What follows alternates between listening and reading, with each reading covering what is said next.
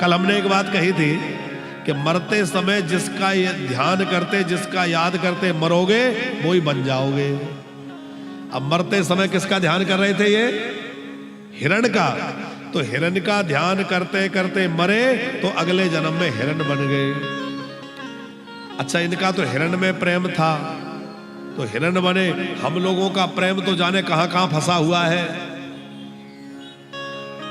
पत्नी में, पुत्र में, परिवार में, धन में, घर में, संपत्ति में, दुकान में, मकान में, जगह जगह हमारी आसक्ति बंधी हुई है। हमें कितनी बार जन्म लेना पड़ेगा? विचार करो, क्या क्या बनना पड़ेगा। तो एक और ध्यान रखना कि राजा भरत जो थे, राज ऋषि भरत, उनको तो हिरण में मोह हुआ था तो वो हिरण बन गए। आजकल लोग कुत्तों से बड़ा प्रेम कर रहे हैं। कर रहे हैं कि नहीं? कुत्तों को मुंह से मुंह लगा के उनको खिलाते, अपने बिस्तर पे बैठाते। हम कुत्तों के विरोधी नहीं है, पर भैया कुत्तों की अपनी मर्यादा रहे। ऐसा ना हो कि वो हमारे खाने के बर्तनों को ही चाट रहा है, उससे मुंह मिला के बातें कर रहे हैं। ज्यादा प्रेम उसमें करोगे तो हो सकता है मरने के बाद वही बनना पड़े।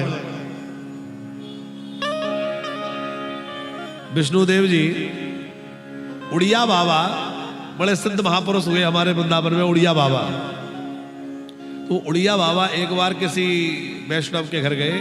कोई सेठ थे, बड़े धनी व्यक्ति थे। उनके घर में कुत्ता था, बाबा को पता नहीं था। बाबा पहुंच गए। और सेठ जी ने जाने कैसे उनके मन में आया कि बाबा से पूछे। तो उन्होंने कहा, बाबा अच्छा एक बात बताओ, इस कुत्ते ने ऐसा क्या अच्छा काम किया होगा कि जो आज इतनी सुख सुविधा में रह रहा है? क्योंकि इसको खाने के चीजों की कोई कमी नहीं, बढ़िया अच्छा रहने का इंतजाम, गाड़ियों में घूम रहा है। इसने क्या अच्छा काम किया होगा? उड़िया बाबा हंस के बोले कि पिछले जन्म में यह भी एक सेठ था। सेठ जी सब बात समझ गए कि बाबा जी क्या कहना चाहते हैं। माने ये भी एक सेठ था और इसने भी एक कुत्ता पाल रखा था। तो कुत्ते की आसक्ति के कारण आज ये कुत्ता बन गया। और तुम भी यदि कुत्ते में आसक्ति रखोगे तो आगे चल के वही बनने की तैयारी है। इस बात से सावधान हो जाना।